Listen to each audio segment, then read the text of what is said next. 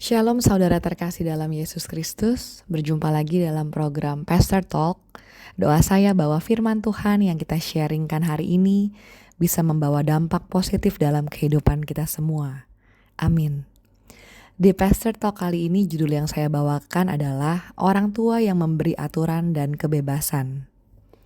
Sedikit flashback dalam Pastor Talk sebelumnya, saya membawakan judul Orang Tua yang Mau Belajar, di mana langkah pertama dalam melaksanakan tugas kita sebagai orang tua adalah kita harus menjalin hubungan hati dengan anak dengan menggunakan waktu dan kasih dan juga menjadi teladan buat anak-anak kita.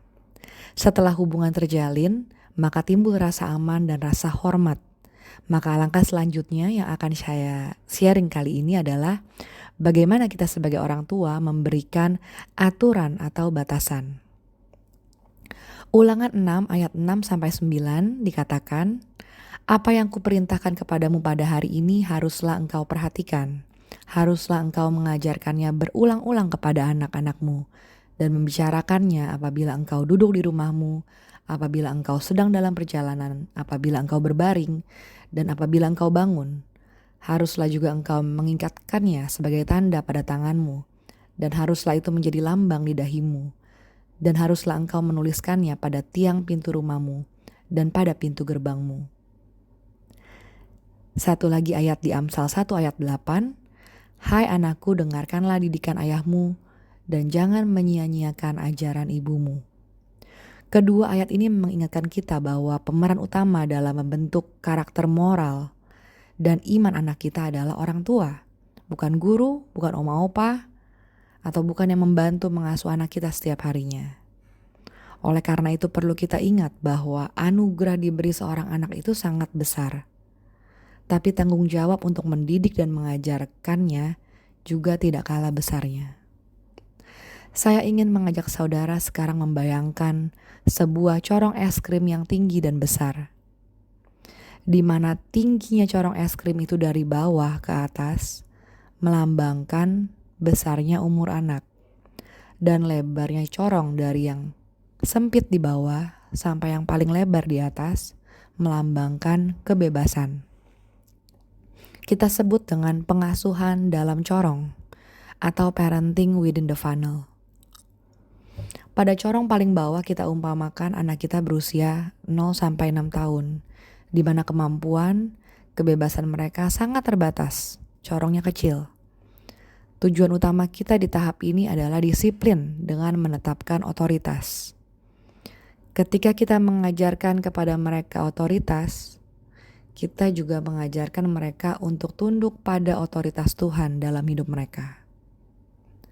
Lalu seiring perkembangan anak kita, mereka bergerak dari corong paling bawah ke corong yang di atasnya, di mana kebebasan bertambah, namun diiringi juga dengan tanggung jawab. Kita sebut tahap ini training, dengan mengembangkan tanggung jawab di usia 7-12 tahun.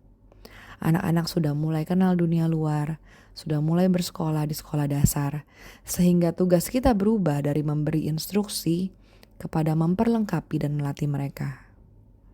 Lanjut lagi ke corong di atasnya, ke corong yang lebih lebar, di usia remaja 13-18 tahun, yang kita sebut dengan coaching, dengan membangun kepercayaan dan hubungan, di mana corong kebebasan dan juga tanggung jawab menjadi semakin besar lagi. Di fase ini orang tua berperan sebagai coach, berperan sebagai pendengar, membantu anak membuat keputusannya sendiri, dan membantu anak memahami bahwa setiap keputusan ada konsekuensinya. Dengan parenting dalam corong ini, karena anak sudah diajarkan tunduk pada otoritas Tuhan dan orang tua sejak kecil, mereka tahu apa yang boleh dan apa yang tidak boleh. Kita mengharapkan pada saat anak di usia remaja dan tidak ada orang tua di sekitarnya, mereka punya kemampuan untuk menguasai dirinya, mengambil keputusan yang bijaksana, dan tahu memilih mana yang baik dan bukan yang buruk. Namun kadang yang terjadi, corongnya itu terbalik, di mana yang besarnya di bawah, corong yang mengkerucutnya di atas. Saat anak-anak usia 0-6 tahun, Yang terjadi kita malah memberikan mereka kebebasan, menjadikan anak sebagai pusat. Aturan-aturan tidak dijalankan dengan anggapan, ya namanya juga masih kecil. Duh masih lucu banget, biarin deh mau ngapain aja terserah. Sehingga kebebasan yang mereka miliki menjadi kebablasan. Sehingga pada saat anak remaja, mereka tidak punya penguasaan diri dan sulit membuat keputusan yang bijaksana. Nah di fase ini baru kita menekan mereka dengan aturan-aturan, dengan batasan. Padahal di usia remaja mereka yang punya kebebasan yang lebih, kita malah baru atur mereka dengan aturan, makanya menyebabkan mereka menjadi memberontak atau menjauh dari orang tuanya. Dari pelajaran parenting within the funnel ini sangatlah penting ditekankan untuk mendidik anak dengan disiplin pada usia awal. Setiap keluarga pasti punya aturan main yang berbeda, misalnya aturan makan, ada keluarga yang boleh makan sambil nonton mungkin, ada keluarga yang waktu makannya 20 menit, 30 menit, ada keluarga yang habis makan harus cuci piring sendiri, ada yang boleh ditaruh saja di bak cuci dan lain sebagainya. Nah agar bisa berjalan dengan baik, orang tua harus membuat yang namanya aturan. Lalu bagaimana cara membuat aturan ini? Jawabannya adalah segala aturan yang dibuat harus berdasarkan pada hukum Tuhan. Di Matius 22 ayat 37 sampai 39 dikatakan, jawab Yesus kepadanya, kasihilah Tuhan Allahmu dengan segenap hatimu dan dengan segenap jiwamu dan dengan segenap akal budimu. Itulah hukum yang terutama dan yang pertama. Dan hukum yang kedua yang sama dengan itu ialah kasihilah sesamamu manusia seperti dirimu sendiri. Lanjut lagi di 1 Korintus 10 ayat 31 dikatakan, aku menjawab, jika engkau makan atau jika engkau minum atau jika engkau melakukan sesuatu yang lain, lakukanlah itu semuanya untuk kemuliaan Allah. Memang dalam Alkitab tidak ada larangan-larangan jelas seperti tidak boleh nonton gadget seharian, tidak boleh mencoret-coret tembok, dan lain sebagainya. Tapi pada saat kita buat aturan, kita harus mengkomunikasikan dengan anak kita berdasarkan hukum Tuhan. Misalnya kalau waktu bermain gadget kamu 2 jam doang sehari. Kenapa mama? Kenapa gak boleh seharian? Ya karena kalau kamu main seharian bagaimana dengan pelajaran kamu, dengan waktu olahraga.